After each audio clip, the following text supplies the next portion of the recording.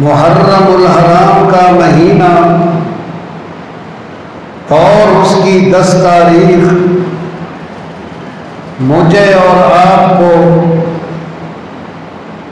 پوری امت مسلمہ کو، عالم اسلام کو نواسہ رسول، جگر گوشہ بطول،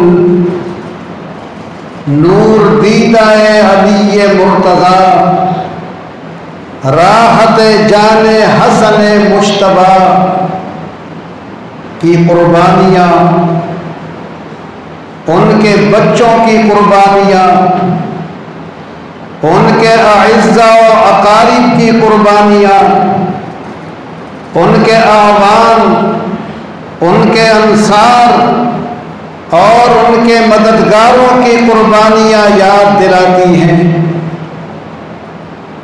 ان قربانیوں کا آغاز اور ان امتحانات کی ابتدا کہاں سے ہوئی؟ ان قربانیوں کا آغاز حضرت امیر معاویہ رضی اللہ تعالی عنہ اور حضرت امام حسن رضی اللہ تعالی عنہ، ان کے صلح اور ان کی مفاہمت سے ہوا۔ حضرت امام حسن رضی اللہ تعالی عنہ نے حضرت امیر معاویہ کے حق میں حکومت چھوڑ دی۔ انہوں نے حکومت سے دستبرداری اختیار کر لی اور پورے عالم اسلام کے حضرت امیر معاویہ رضی اللہ تعالی عنہ تنہا حکمران ہو گئے۔ حضرت امیر معاویہ رضی اللہ تعالی عنہ نے اپنی زندگی کے آخری حصے میں اپنے بیٹے یزید انہیں اپنا جانشین بنایا کہ میرے بعد حکومت اور اقتدار وہ یزید کے اختیار میں ہوگا۔ یزید کو اپنا جانشین بنایا۔ یزید کی ولی عہدی کو بہت سارے صوبوں نے تسلیم کر لیا، لیکن حجازیوں نے، مدینہ والوں نے، مکہ والوں نے اور عراق والوں نے اس ولی عہدی کو تسلیم نہیں کیا۔ مدینہ طیبہ کے لوگ اور ان میں خصوصاً حضرت امام حسین، حضرت عبداللہ ابن زبیر، حضرت عبد الرحمن، حضرت عبداللہ ابن عمر، ان لوگوں نے یزید کی ولی عہدی کو اور امیر معاویہ رضی اللہ تعالیٰ عنہ کے بعد اس کی جانشینی کو قبول اور تسلیم نہیں کیا۔ یہ ان کو جانشین نہیں مانتے تھے۔ حضرت امیر معاویہ کا رجب میں انتقال ہو گیا سن 7 ہجری میں، اور یزید اپنے والد کا جانشین بن گیا۔ اسے پتا تھا کہ حجاز والے، مدینہ والے وہ میری ولی عہدی سے راضی نہیں ہیں، اور خاص طور پر جو عالم اسلام کے بڑے بڑے نمائندے ہیں، حضرت امام حسین ہیں، حضرت عبداللہ ابن زبیر ہیں، حضرت عبد الرحمن ابن ابی بکر ہیں، عبداللہ ابن عمر ہیں، عبداللہ ابن عباس ہیں، یہ بڑے بڑے اسلام کے نمائندے یہ میری ولی عہدی سے راضی نہیں ہیں۔ اس نے گورنر مدینہ کو یہ تاکید کی کہ ان سے میری بیعت لو، ان سے میری حکومت منواؤ، یہ میری حکومت کو تسلیم کریں۔ اگر انہوں نے میری حکومت نہیں مانی تو یہ میرے لیے بڑے خطرے پیدا کر دیں گے۔ مدینہ کا گورنر ولید ابن عتبہ بن ابی سفیان یہ حضرت ابو سفیان کا پوتا ہے، حضرت امیر معاویہ رضی اللہ تعالیٰ عنہ کا بھتیجا ہے، بہت نیک سیرت حکمران تھا، بہت نرم مزاج، صلح جو حکمران، ہر وقت مفاہمت کے لیے تیار رہنے والا حکمران، یہ مدینہ طیبہ کا حکمران ولید ابن عتبہ، بہت ہی نیک طبیعت کا، بہت ہی نرم مزاج کا حکمران، اس نے حضرت امام کو طلب کیا اور امام کو امیر معاویہ رضی اللہ تعالی عنہ کی موت کی اطلاع دی کہ ان کا انتقال ہو گیا ہے۔ آپ نے انا للہ و انا الیہ راجعون پڑھا، حضرت امیر معاویہ کے لیے دعائے مغفرت کی۔ حاکم گورنر نے کہا کہ یزید کا حکم ہے کہ آپ میرے ہاتھ پر ان کی بیعت کریں، ان کی حکومت کو تسلیم کریں، ان کے اقتدار کو مانیں، ان کے لیے خطرہ نہیں بنو گے، ان کے خلاف کوئی تحریک نہیں چلاؤ گے۔ حضرت امام نے فرمایا کہ مجھے موقع دو، جلد بازی نہ کرو، اس معاملے میں جلدی نہ کرو، مجھے موقع دو سوچنے کا۔ بہت نیک طبیعت کا مالک تھا، اس نے کہا کہ آپ کو مہلت ہے سوچنے کی، آپ سوچ لیں۔ حضرت امام نے اپنے اعزہ سے مشورہ کیا اور یہ طے پایا کہ یزیدی افسران، اموی افسران مدینہ طیبہ میں چین سے بیٹھنے نہیں دیں گے، یہ یزید کی حکومت کا بار بار تسلیم کرنے کا مطالبہ کریں گے اور آپ کی طرف سے انکار ہوگا تو پھر جھگڑے کی، لڑائی کی نوبت آئے گی۔ اس لیے بہتر یہ ہے کہ مکہ مکرمہ چلے جائیں، بیت اللہ شریف چلے جائیں، وہ امن کی جگہ ہے۔ آپ بیت اللہ شریف آ گئے، مکہ آ گئے، اپنے اہل و عیال کو لے کر مکہ پہنچے تو اب عراق والے، کوفہ والے، جو حضرت علی کے محبین کا گھر تھا، حضرت علی رضی اللہ تعالی عنہ نے دارالخلافہ مدینہ طیبہ سے کوفہ منتقل کر دیا تھا۔ رسول اللہ مدینہ طیبہ میں حکمران رہے، حضرت ابو بکر مدینہ طیبہ میں ہی حکمران رہے، حضرت عمر مدینہ طیبہ میں بیٹھ کر حکومت چلاتے رہے، حضرت عثمان بھی مدینہ طیبہ میں رہے، لیکن حضرت علی کی خلافت کا دور آیا تو آپ نے دار الخلافہ کوفہ کو بنایا اور مسلمانوں کا حکمران کوفے میں بیٹھنے لگا۔ حضرت علی رضی اللہ تعالی عنہ کوفے میں بیٹھتے تھے، عالم اسلام سے کونے کونے سے حضرت علی کے چاہنے والے کوفے میں آباد ہو گئے تھے۔ اب یہاں دو جماعتیں تھیں، ایک تھی شیعان علی کی اور دوسری جماعت تھی شیعان بنو امیہ کی۔ شیعہ کہتے ہیں طرفدار کو، محب کو، شیعان علی کا معنی، شیعہ کا مطلب محبت کرنے والا۔ ایک جماعت ان لوگوں کی تھی کہ جو حضرت علی سے محبت کرتے تھے اور ایک جماعت ان کی تھی جو بنو امیہ سے محبت کرتے تھے۔ یہ دو جماعتیں کوفہ کے اندر تھی اور بڑی جماعت کوفہ میں شیعان علی کی تھی، حضرت علی کے محبوں کی۔ جب انہیں پتہ چلا کہ حضرت امام حسین نے یزید کی بیعت کا انکار کر دیا ہے اور وہ مدینہ چھوڑ کر مکہ آ گئے ہیں، تو اب کوفے والوں نے نامہ و پیام شروع کر دیا۔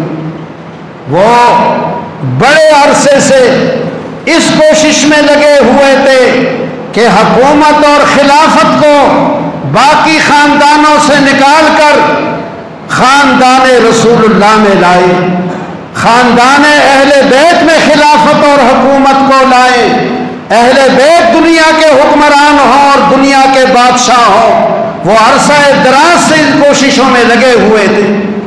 اب انہوں نے حضرت امام حسین سے رابطے شروع کیے، پیغامات بھیجے، خطوط بھیجے، ان کے بڑے بڑے سردار اور نمائندہ آئے اور انہوں نے کہا کہ آپ کوفہ چلیں، وہاں ہم ہر طرح سے قربانی دینے کے لیے تیار ہیں اور آپ کو اقتدار میں لائیں گے۔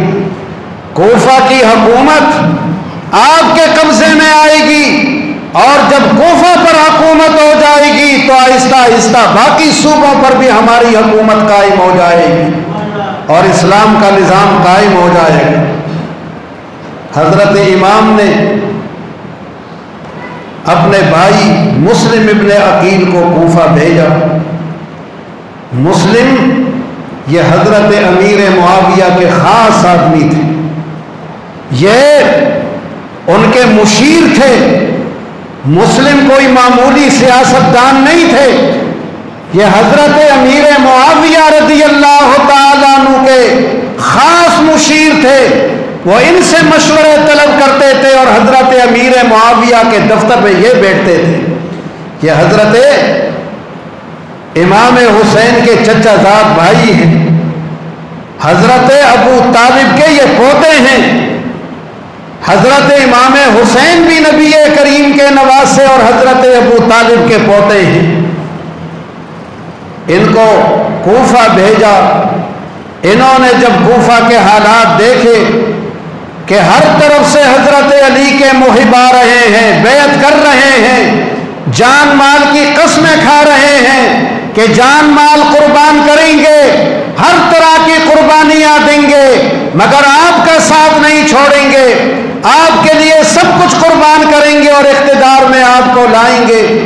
انہوں نے حضرت امام کو ان کے جذبات لکھ دیے اور حضرت امام کو بتایا کہ کوفہ والے بڑے سرگرم ہیں، حکومت کو تبدیل کرنے میں، انقلاب لانے میں بڑے سرگرم ہیں، آپ جلد سے جلد تشریف لے آئے۔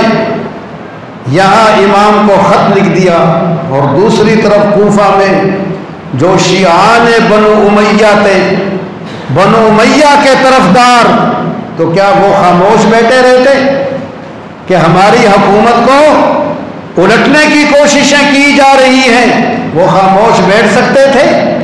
انہوں نے یزید کو خبریں کی، یزید کو اطلاع بھیجی، یزید کو خطوط بھیجے کہ آپ کا گورنر نعمان ابن بشیر وہ کوئی کارروائی نہیں کر رہا ہے تبدیلی لانے والوں کے خلاف، اور دن بدن ان کی تعداد بڑھتی جا رہی ہے، کوفہ کے حالات دن بدن خراب ہوتے جا رہے ہیں۔ یزید کے پاس جب یہ خط پہنچا، یہ اطلاعات پہنچی، تو اس کے پاؤں سے بھی زمین نکل گئی کہ حسین ابن علی اگر کوفے پر قابض ہو گئے تو پھر پورا عراق پر ان کا قبضہ ہوگا، پھر یہ پورا عراق میرے ہاتھ سے نکل جائے گا۔ یہ تو دنیاوی حکمران ہیں، یہ تو سر دھڑ کی بازی لگاتے ہیں اپنی حکومتوں کو بچانے کے لیے، اپنے اقتدار کو بچانے کے لیے۔ ان کو اپنے اقتدار کو بچانے کے لیے ہر چیز کی قربانی اور ہر چیز کی بازی لگانی ہوتی ہے۔ یزید کے پاس جب یہ خط پہنچا، اطلاعات پہنچی، تو بے چین ہو گیا کہ اب کوفہ کو کیسے بچائیں۔ سرجول نامی یہ غلام تھا، بہت ذہین شخص تھا، بہت ذہانت والا، حضرت امیر معاویہ کا بھی یہ مشیر تھا۔ یزید نے اس سے مشورہ کیا، سرجول سے، کہ کوفہ کو کس طرح بچایا جائے۔ سرجول نے کہا کہ کوفہ کو بچانے کی ایک ہی شکل ہے، ایک ہی صورت ہے، اور وہ یہ کہ عبید اللہ ابن زیاد کو کوفے کا گورنر بنا دیا جائے۔ یزید عبید اللہ ابن زیاد کو پسند نہیں کرتا تھا۔ یزید کے والد نے حضرت امیر معاویہ رضی اللہ تعالی عنہ نے، انہوں نے عبید اللہ ابن زیاد کو بصرے کا گورنر بنایا تھا۔ یزید اسے پسند نہیں کرتا تھا اور یزید اس کوشش میں تھا کہ اس سے بصرے کی گورنری لے لوں، اسے معزول کر دوں، یہ اس کوشش میں تھا۔ لیکن سرجون نے کہا کہ کوفے کے حالات کو عبید اللہ ابن زیاد کے علاوہ کوئی نہیں سدھار سکتا، کوئی ایسا گورنر نہیں ہے کہ جو کوفے میں تحریکوں کو دبا دے۔ اگر تحریک حسینی کو کوئی دبا سکتا ہے تو عبید اللہ ابن زیاد ہی۔ عبید اللہ ابن زیاد کو بصرے کا گورنر بھی رکھو اور اسے اور ترقی دے کر کوفے کا گورنر بھی بناؤ، تاکہ اس کا حوصلہ اور بلند ہو جائے اور وہ اچھی طرح حکومت کے لیے کام کرے۔ بصرے کا بھی وہ گورنر ہو اور مزید ترقی دے کر اسے کوفے کا بھی گورنر بنا دو۔ یزید نے عبید اللہ ابن زیاد کو بصرے کا بھی گورنر برقرار رکھا اور کوفے کے گورنر کی بھی پروانہ لکھ دیا۔ اس نے اپنے بھائی کو بصرے میں چھوڑا، عثمان بن زیاد کو، اور خود یہ کوفہ میں آیا، دارالامارت میں آیا، گورنر ہاؤس میں آیا، اور نعمان ابن بشیر جو گورنر تھے ان سے چارج لے لیا اور کہا تم معطل ہو، معزول ہو، تمہیں ہٹا دیا گیا ہے۔ عبید اللہ ابن زیاد نے مسجد میں آ کر کوفے والوں کے آگے بہت لمبی تقریر کی۔ کوفہ جو محبان علی کا گڑھ تھا، جنہوں نے حضرت امام کو خطوط لکھے، پیغامات بھیجے، اس جلسے میں وہ بھی سب شریک ہیں۔ وہ سارے سردار کوفے کے، وہ بڑے بڑے عوامی نمائندے، چودھری، سب اس عبید اللہ ابن زیاد کے جلسے میں بیٹھے ہیں۔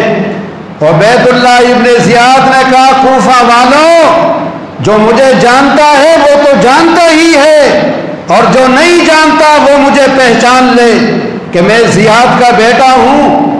میں ہر اس آدمی کے ساتھ جو حکومت کا فرما بردار اور اطاعت گزار ہوگا، احسان، سلوک اور اچھا برتاؤ کروں گا، اور جو حکومت کا مخالف ہوگا میں اس کو زندہ نہیں چھوڑوں گا۔ میں ایک آدمی کو بھی کوفہ میں زندہ نہیں چھوڑوں گا۔ اگر مجھے پتہ چل جائے کہ سارا کوفہ مخالف ہے ہمارا، میں ایک کو بھی زندہ نہیں چھوڑوں گا۔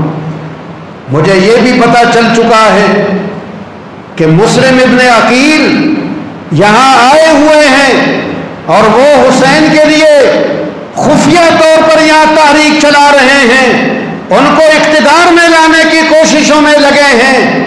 اب مسلم ابن عقیل کو میرے حوالے کرو، کہاں ہیں وہ، کس نے چھپایا ہے انہیں، کس نے پناہ دی ہے انہیں۔ کہا کہ میں زیادہ انتظار نہیں کروں گا، میں اینٹ سے اینٹ بجاؤں گا کوفے کی۔ عبید اللہ ابن زیاد نے جب یہ تقریر کی تو جن محبوں نے پیغامات بھیجے تھے حضرت امام کے پاس، جنہوں نے اپنے آپ کو قربان کرنے کا یقین دلایا تھا، انہوں نے چون کی اس مجمع میں کوئی ایک آدمی اٹھا عبید اللہ ابن زیاد کے اس تقریر کے پر احتجاج کرنے کے لیے، کوئی محب نہیں اٹھا۔ یہ تھی کوفے والوں کی جھوٹی محبت، یہ تھی ان کی دغا بازیاں۔ انہیں کھڑا ہو جانا چاہیے تھا، اپنی جانیں قربان کر دیتے، کوئی کھڑا نہیں ہوا۔ یہ تھی شیعان علی کی جھوٹی محبت، کوئی کھڑا نہیں ہوا، اور مسلم ابن عقیل پکڑ لیے گئے، انہیں شہید کر دیا گیا۔ 3 ذی الحج کو حضرت مسلم شہید ہوئے اور 3 ذی الحج کو حضرت امام حسین مکہ مکرمہ سے میدان کربلا کی طرف روانہ ہو گئے۔ لوگوں نے بہت روکا، بتایا کہ کوفے والوں کی باتوں میں نہ آنا، ان کے دعووں میں اور ان کے وعدوں میں نہ آنا، وہ پیچھے ہٹنے والے ہیں، وہ ساتھ دینے والے نہیں ہیں۔ امام نے فرمایا کہ جو اللہ کو منظور ہوگا وہی ہوگا۔ آپ نے فرمایا لن یصیبنا الا ما کتب اللہ لنا، اس راہ میں جو مشکلات کا راستہ ہے وہی ہوگا جو اللہ نے ہمارے لیے لکھ دیا ہے، جو اللہ کی مشیت ہے وہی ہوگا۔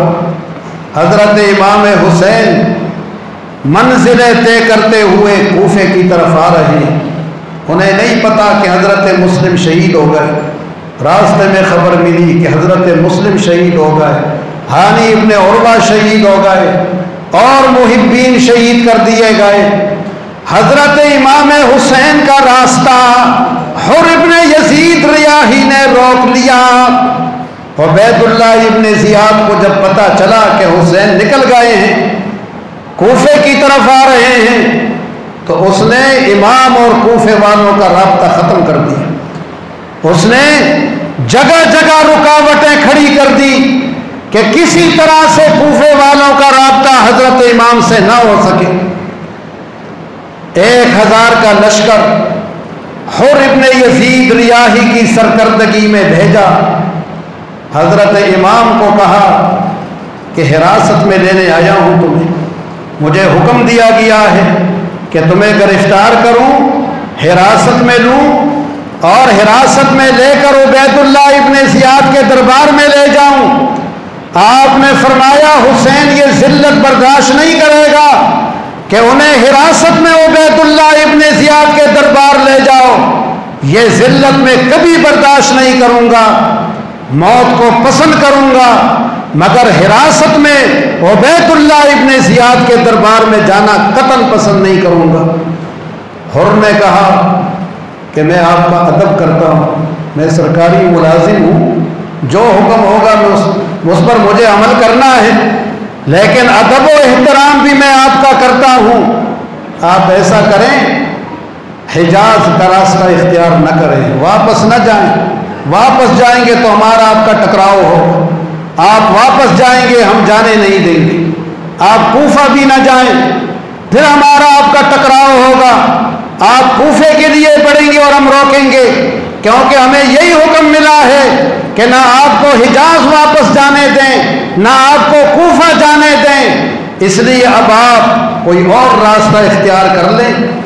اور اس دوران میں عبید اللہ ابن زیاد سے رابطے کرتا ہوں، ہو سکتا ہے کہ صلح کی، مفاہمت کی اور سمجھوتے کی کوئی شکل نکل آئے۔ اب امام نے جو راستہ اختیار کیا یہ شہادت گاہ کی طرف جا رہا تھا، یہ میدان کربلا کی طرف جا رہا تھا۔ حضرت امام کا راستہ اب کربلا کا راستہ۔ آپ 2 محرم کو کربلا کے میدان میں پہنچے اور کربلا کے ہو گئے، کوفہ جا رہے تھے، کربلا کے میدان میں آ گئے، ہمیشہ ہمیشہ کے لیے کربلا کے ہو گئے۔ اگلے دن عمر ابن سعد 4000 کا لشکر لے آیا۔ یہ حضرت سعد کا بیٹا ہے، سعد ابن ابی وقاص کا لڑکا ہے۔ حکومت، اقتدار اور گورنری نے اس کی آنکھوں پہ پردے ڈال دیے تھے، یہ حضرت امام کے مقابلے پہ آ گیا۔ اس کو کہا گیا تھا کہ تہران کا گورنر تمہیں بنایا جائے گا، تہران ایران کا جو دارالخلافہ ہے اس کا گورنر تمہیں بنایا جائے گا، اس شرط پہ بنایا جائے گا کہ تم حسین ابن علی کا مقابلہ کرو گے، حسین ابن علی کا مقابلہ کرو گے، اس شرط پر تمہیں تہران کا گورنر بنا دیا جائے گا۔ تہران کی گورنری نے اس کو اندھا کیا۔ یہ دنیا کی لالچیں ہیں، یہ دنیا کا اقتدار ہے جو آدمی کو اندھا کرتا ہے اور پھر وہ حق و باطل نہیں دیکھ پاتا۔ عمر صاحب 4000 کا لشکر لے آئے۔ 9 محرم الحرام کو شمر جل جوشن وہ پہنچا۔ عبید اللہ ابن زیاد نے کہا کہ ایسا نہ ہو کہ عمر صاحب کئی حسین ابن علی سے ساز باز کر لیں۔ شمر ذل جوشن کو بھیجا کہ جاؤ اور کہو کہ کیوں دیر ہو رہی ہے، کیوں حملہ نہیں کر رہے ہو، ہم نے مفاہمت کے لیے، صلح کے لیے نہیں بھیجا ہے۔ اگر عمر صاحب ٹال مٹول کرتا ہے لڑائی میں اور تحمل کرتا ہے تو ان سے سپہ سالاری لے لو، سپہ سالار تم ہو، اور لشکر کو فوراً لڑاؤ، فوراً یہ معاملہ ختم کرو۔ شمر دل جوشن ظہر کے وقت میدان کربلا میں پہنچا 9 محرم کو۔ عمر صاحب کو کہا کہ حملہ کرتے ہو یا نہیں؟ عمر صاحب نے اسی وقت فوج کو حکم دیا کہ کمر کس لو، ہتھیار لگا لو، حملہ کرنا ہے۔ حضرت امام تشریف لائے اور فرمایا کہ ابھی تو رات ہونے والی ہے، زور ہو گئی، ہمیں رات کی مہلت دو، کل صبح پھر جو کچھ ہوگا اللہ کو جو منظور ہوگا وہی ہوگا۔ انہوں نے مہلت دے دی، رات گزر گئی، صبح ہو گئی۔ حضرت امام اونٹ پر بیٹھ کر لشکر یزید کے سامنے آئے اور فرمایا کہ یہ جو خطبہ دے رہا ہوں یہ کسی خوف اور ڈر کی بنا پہ نہیں ہے، یہ حجت تمام کرنے کے لیے ہے۔ کل تم یہ نہ کہہ سکو کہ ہمیں کسی نے حسین کے خون میں ہاتھ ڈالنے سے روکنے کا وبال نہیں بتایا تھا، ہمیں کسی نے سمجھایا نہ تھا۔ فرمایا کوفے کے لشکریوں، جو مجھے جانتا ہے وہ جانتا ہے، اور جو نہیں جانتا ہے وہ بھی مجھے پہچان لے۔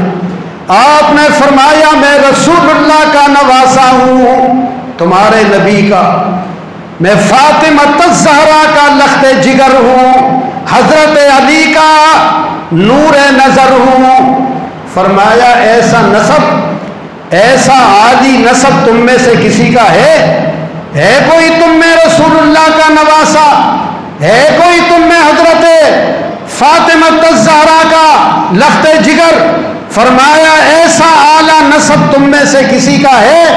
تم میں سے کسی کا ایسا اعلیٰ نسب نہیں ہے۔ فرمایا نسب کے ساتھ ساتھ اب میں تمہیں یہ بھی بتانا چاہتا ہوں کہ نبی کریم علیہ السلام نے میرے بارے میں اور میرے بھائی کے بارے میں یہ بتایا ہے کہ جنتی جوانوں کے سردار ہیں۔ فرمایا تم میں بھی کوئی ہے اس منصب کا؟ کوئی تم میں بھی جنتی جوانوں کا سردار ہے؟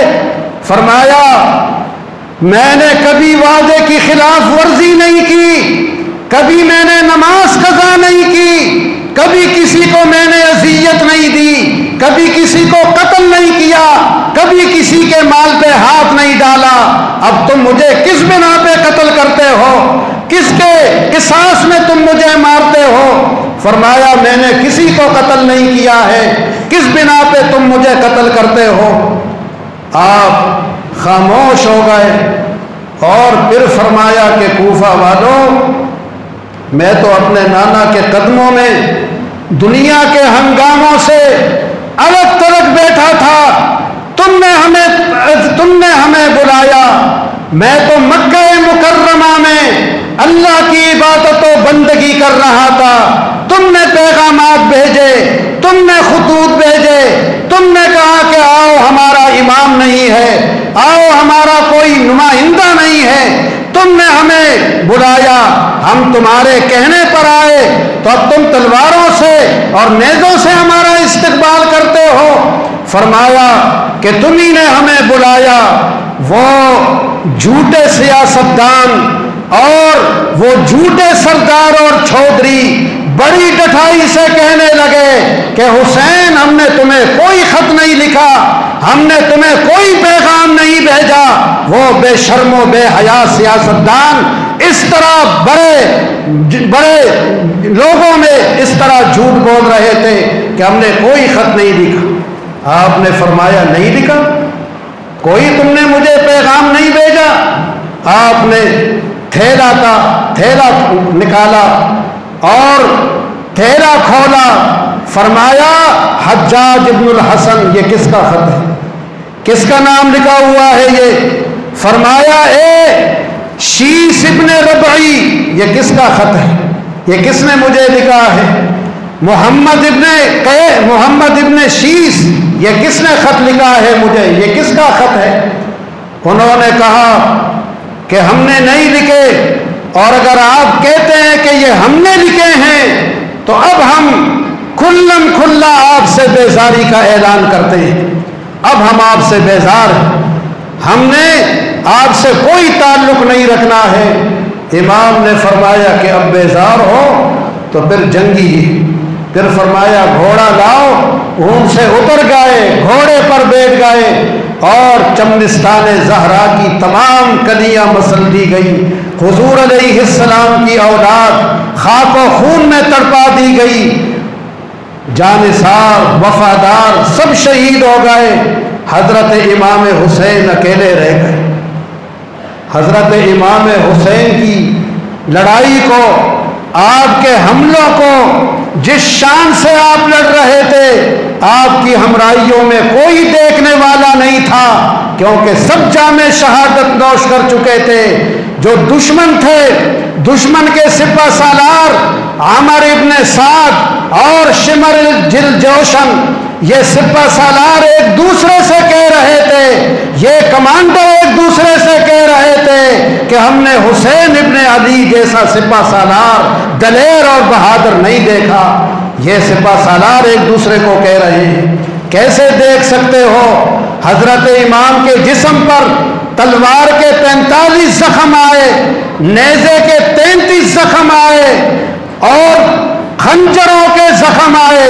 حضرت امام ان زخموں کے ساتھ لڑ رہے ہیں۔ کوئی ایسا دلیر دیکھا ہو جس کو 45 خنجر لگ گئے ہوں، جس کو 33 گولیاں لگ گئی ہو اور پھر بھی وہ مقابلہ کر رہے ہو؟ ایسا دلیر اگر دیکھو گے تو فاطمہ الزہرا کے لال ہی کو دیکھو گے۔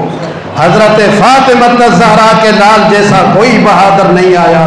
حضرت امام نے جان پر سب کچھ قربان آپ نے کر دیا، جان قربان کر دی، یزید کی بیعت نہیں کی۔ یہ بتا دیا کہ حق پر سب کچھ قربان کیا جا سکتا ہے اور باطل کا ساتھ نہیں دیا جا سکتا۔ اللہ تعالیٰ روح امام پر اپنی بے شمار رحمت نازل فرمائے۔ ہمارے اندر بھی ایسے ہی جذبہ، وہ جذبہ تو نہیں پیدا ہو سکتا، اس کا ایک ذرہ ہی معبود پیدا فرما۔ جو شہداء کربلا کے جذبات تھے، ان جذبات کا ایک ذرہ ہمارے دلوں میں بھی پیدا فرما۔ حق کا ہمیں ساتھی بنا، باطل کا ہمیں مخالف اور دشمن بنا۔ وآخر دعوانا ان الحمد للہ رب العالمین۔